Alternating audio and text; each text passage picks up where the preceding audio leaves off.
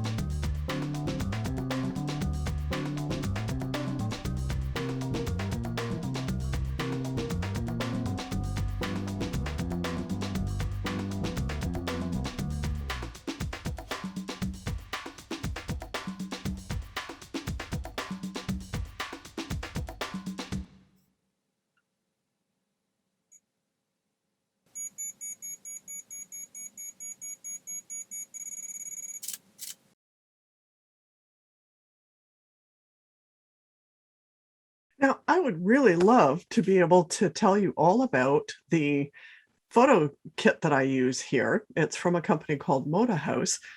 I absolutely love it. I bought it many years ago, and it is really convenient to use. It collapses down into something that looks like an 11 by 17 sheet of paper. Problem is that I don't think the company's in business anymore. The backgrounds on these are this thing are really, really good because they are plastic and they have a rough enough surface so that there's not a lot of glare on the photos, but it doesn't have a really distinctive background, which is the consideration when you're dealing with wire jewelry. The problem is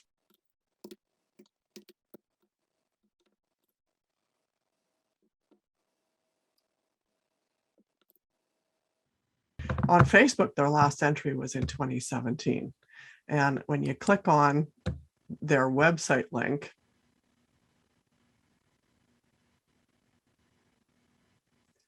nothing, absolutely nothing.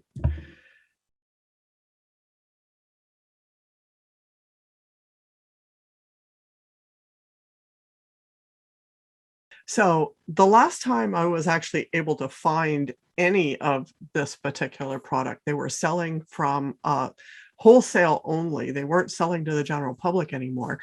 And there was only one place you could get them, and that was in Japan. So unfortunately, can't tell you any more about it. Anyways, let's go back to this photo. All right, so here's the photo as it came out of the camera. And as you can see, there are a couple of scratches on the background. So the first thing to do is to lighten this up and see how lightening the background will help.